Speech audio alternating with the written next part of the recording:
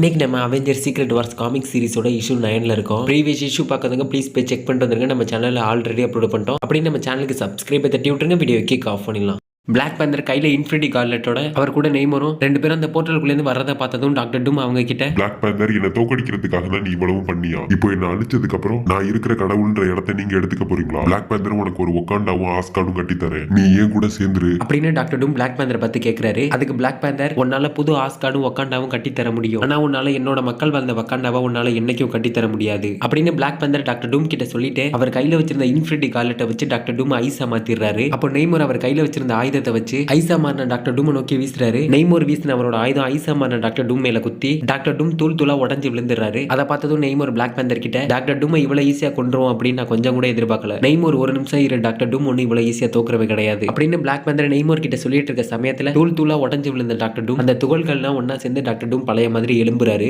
Black panther உங்க ரெண்டு பேரையும் கொஞ்சம் குறைச்சி எடை போட்டுட்டேன்னு நினைக்கிறேன், ஆனா இனிமே அது மாதிரி நடக்காது அப்படின்னு சொல்லிட்டு டாக்டர் டூம் அவரோட மொத்த பவரையும் யூஸ் பண்ணி பிளாக் பேந்தரை தாக்குறாரு. டாக்டர் டூமோட முழு பவரையும் பிளாக் பேந்தர் அவர் கையில வச்சிருந்த இன்ஃபினிட்டி கார்லெட்டை வச்சு தடுத்துறாரு. அப்படியே டாக்டர் டூம்க்கும் பிளாக் பேந்தருக்கும் ஒரு பயங்கரமான சண்டை நடந்துட்டு இருக்க சமயத்துல இன்னொரு பக்கம் ரெண்டு ரீட் ரீச்சர்ஸையும் சூசனையும் காட்டுறாங்க. ரீட் ரீச்சர்ஸை பார்த்ததும் சூசன், ரீட் ரீச்சர்ஸ் நீங்க தானே டாக்டர் ஸ்டேஞ்ச் கூட இருந்தீங்க, அப்போ டாக்டர் ஸ்டேஞ்சை கொலை பண்ணது நீங்க தானே அப்படின்னு சூசன் ரீட் ரீச்சர்ஸை பார்த்து கேட்க அதுக்கு ரீட் ரீச்சர்ஸ் சூசன் கிட்ட இல்ல டாக்டர் ஸ்டேஞ்சை நான் கொலை பண்ணல, டாக்டர் ஸ்டேஞ்சை கொலை பண்ணது உங்க கடவுள். என்னதே எங்க கடவுள் டாக்டர் ஸ்டேஞ்சை கொலை பண்ணாரா? நீங்க யாரை சொல்றீங்க? உங்க கடவுள் டாக்டர் டூம் தான் டாக்டர் ஸ்டேஞ்சை கொலை பண்ணாரு அப்படின்னு ரீட் ரீச்சர்ஸ் அங்க நடந்த எல்லாத்தையும் சூசன் கிட்ட சொல்ல ஆரம்பிக்கிறாரு. ரீட் ரீச்சர்ஸ் சொல்ற எல்லாத்தையும் நம்புறதா இல்லையா அப்படின்னு சூசனுக்கு ஒரு மிகப்பெரிய குழப்பம் ஆயிடுது. அப்போ டாக்டர் டூம்க்கும் பிளாக் பேந்தருக்கும் சீரியஸான லெவலை தாண்டி ரெண்டு பேரும் ரொம்ப பயங்கரமா சண்டை போட்டுட்டு இருக்காங்க. இவங்க ரெண்டு பேரோட சண்டையும் அங்க இருக்க கேலக்டஸா இருக்கட்டும் மத்த தார்ஸா இருக்கட்டும் அப்படின்னு அங்க இருக்க எல்லாரும் அங்க நடக்கிற பிளாக் பேந்தருக்கும் டாக்டர் டூம்க்குமான ஒரு பயங்கரமான சண்டையை அங்க இருக்க எல்லாரும் திரும்பி பார்க்க ஆரம்பிக்கிறாங்க. அப்போ ரெண்டு ரீட் டீச்சர்ஸும் டாக்டர் ஸ்டேஞ்சோட சிலைக்கு கீழே இருந்த மேலிகுலர் மேனை பார்க்க போறாங்க. ரீட் டீச்சர்ஸை பார்த்ததும் மேலிகுலர் மேன், வா ரீட் டீச்சர்ஸ் எப்படி இருக்க, நல்லா இருக்கியா அப்படின்னு மேலிகுலர் மேன் ரீட் டீச்சர்ஸை பார்த்து கேட்கிறாரு. அதுக்கு ரீட் டீச்சர்ஸ் வெல் நான் நல்லா தான் இருக்கேன் அப்படின்னு ரெண்டு பேரும் இது மாதிரி பேசிட்டு இருக்கும்போது ரீட் டீச்சர்ஸ் கூட இருந்த இன்னொரு ரீட் டீச்சர்ஸ் அவர்கிட்ட இவர் தான் மேலிகுலர் மேன், அப்ப டாக்டர் டூமோட முழு சக்தியை கண்ட்ரோல் பண்றது இவர் தானா? ஏ ரீட் டீச்சர்ஸ் இங்கவா உங்ககிட்ட ஒன்னு காட்டணும் அப்படின்னு சொல்லிட்டு அவர்கிட்ட இருந்து ஒரு டார்ச் எடுத்து ரீட் டீச்சர்ஸ் மேல அடிக்கிறாரு. அப்ப ரீட் டீச்சர்ஸ் திடீர்னு ஒரு பபுளுக்குள்ள மாட்டிக்கிறாரு. ரீட் டீச்சர்ஸ் உன் கூட நான் இருந்தேன், நம்ம ரெண்டு பேரும் ஒன்னா சேர்ந்து தான் எல்லாமே பண்ணோம், ஆனா என்ன மன்னிச்சிட்டு இப்போ நான் உன்னை பிடிச்சு வச்சிருக்க பபுள் உன்னை என்ன பண்ணும் தெரியுமா? நம்மளோட எவல்யூஷனுக்கு ஆப்போசிட்டா நடக்கும். இதை இன்னும் உனக்கு புரியுற மாதிரி சொல்லணும் அப்படின்னா மனிதர்கள் உருவாகிறதுக்கு முன்னாடி மனிதர்கள் எது மாதிரி இருந்தாங்க, மனிதர்கள் உருவாகிறதுக்கு முன்னாடி அவங்க குரங்கா தான் இருந்தாங்க அப்படின்னு ரீட் டீச்சர்ஸ் சொல்லிட்டு இருக்க சமயத்துல இன்னொரு பக்கம் அந்த பபுளுக்குள்ள மாட்டிட்டு இருந்த ரீட் டீச்சர்ஸ் கொஞ்சம் கொஞ்சமா குரங்கா மாற ஆரம்பிக்கிறாரு. அப்போ மேலிகுலர் மேன் இருந்துட்டு எனக்கு சாப்பிடுறதுல எது ரொம்ப பிடிக்கும் அப்படின்னு உனக்கு தெரியுமா ரீட் டீச்சர்? சாப்பிடுறதுல எனக்கு ரொம்ப பிடிச்சது பீஸா அப்படின்னு சொல்லிட்டு மேலிகுலர் மேன் இன்னொரு ரீட் டீச்சர்ஸ் அப்படியே பீஸா மாதிரி துண்டு துண்டா வெட்டிடுறாரு. இன்னொரு பக்கம் டாக்டர் டூம்க்கும் பிளாக் பேந்தருக்கும் சண்டை ஒரு முடிவுக்கு வராம பயங்கரமா தொடர்ந்து போய்கிட்டே இருக்கு. அப்போ பிளாக் பேந்தர் அவர் கையில போட்டு இன்ஃபினிட்டி கார்லெட்டை வச்சு டாக்டர் டூம் குத்த போறாரு.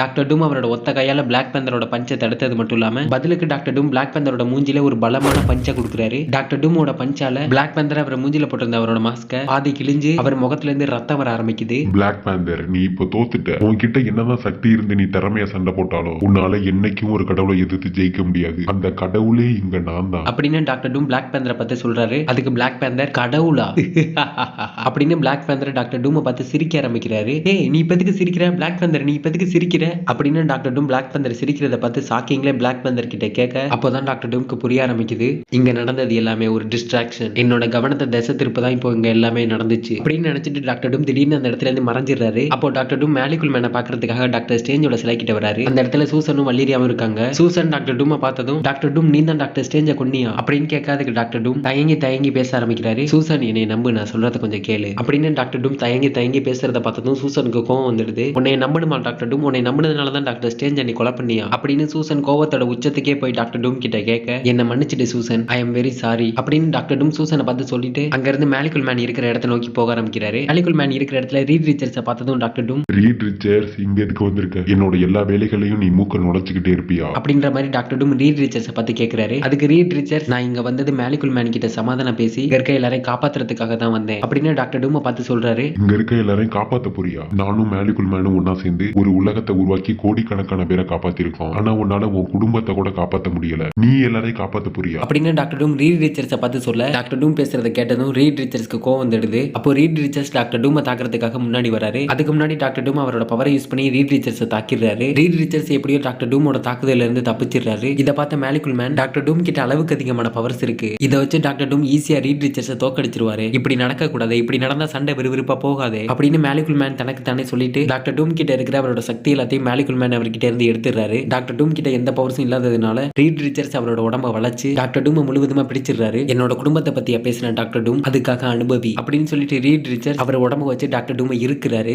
உன்னை கொல்லாம விட மாட்டேன்டா அப்படின்னு டாக்டர் டூம் அவர் பிடிச்சு வச்சிருக்க ரீட் ரிச்சர்ஸை பார்த்து பயங்கர கோவத்தோட சொல்ல, அதுக்கு ரீட் ரிச்சர்ஸ் என்ன கொல்ல போறியா டாக்டர் டூம், உன்கிட்ட தான் இப்ப எந்த பொருசுமே இல்லையே, இப்ப நான் உன்னை இருக்கிறதுல நீ தான் மூச்சு முட்டி சாக போற, செத்து போடா அப்படின்னு சொல்லிட்டு ரீட் ரிச்சர்ஸ் அவரோட உடம்ப பயன்படுத்தி டாக்டர் டூம் மூச்சே விடாத மாதிரி அவரை போட்டு இருக்க ஆரம்பிக்கிறாரு. அங்க இருந்த மேலிகுல் மேன் ரீட் ரிச்சர்ஸ் சொன்ன செத்து போடன்ற வார்த்தையை கேட்டு செத்து போணுமா, ஓகே நான் செத்து போயிடுறேன் அப்படின்னு மேலிகுல் மேன் ஒரு பக்கம் சொல்ல, இன்னொரு பக்கம் டாக்டர் டூம் இருந்துட்டு இப்படி நடக்க கூடாது அப்படின்னு டாக்டர் டூம் சொல்லிட்டு இருக்க சமயத்துல மேலிகுல் மேன் ரீட் ரிச்சர்ஸ் சொன்ன செத்து போடன்ற வார்த்தையை கேட்டு ஓகே நான் செத்து போயிடுறேன்னு சொல்லிட்டு மேலிகுல் மேன் அப்படியே வெடிச்சு செதறிடுறாரு. அப்படியே அந்த இடத்துல ஒரு மிகப்பெரிய அளவுல எக்ஸ்ப்ளோட் ஆகுது. மேலிகுல் மேன் அந்த இடத்துல வெடிச்சு செதறினதுல அந்த இடத்துல பாதிப்பு எவ்வளவு இருக்குன்னா, டாக்டர் டூம் உருவாக்குன அந்த உலகமே மேலிகுல் மேன் வெடிச்சு செதறினதுனால அந்த உலகமும் மேலிகுல் மேன் கூட சேர்ந்து கொஞ்சம் கொஞ்சமா வெடிக்க ஆரம்பிக்குது. இதெல்லாம் ஒரு பக்கம் நடந்துட்டு இருக்க சமயத்துல இன்னொரு பக்கம் நம்ம பிளாக் பேந்தர் அவர் கையில இருந்து இன்ஃபினிட்டி கார்லெட்ல இருந்து ஒரு இன்ஃபினிட்டி ஸ்டோனை எடுக்கிறாரு. இதோட இந்த காமிக் சீரிஸோட இஷ்யூ 9 முடியுது. பிளாக் பேந்தர் அந்த இன்ஃபினிட்டி ஸ்டோனை எடுத்து என்ன பண்ண போறாரு, அடுத்து என்ன நடக்க போகுது அப்படின்றத பத்தி தொடர்ந்து பார்ப்போம் அடுத்த இஷ்யூல. அப்படி நம்ம சேனலுக்கு சப்ஸ்கிரைப் தட்டி விட்டுருங்க, அடுத்த வீடியோல பார்க்கலாம்.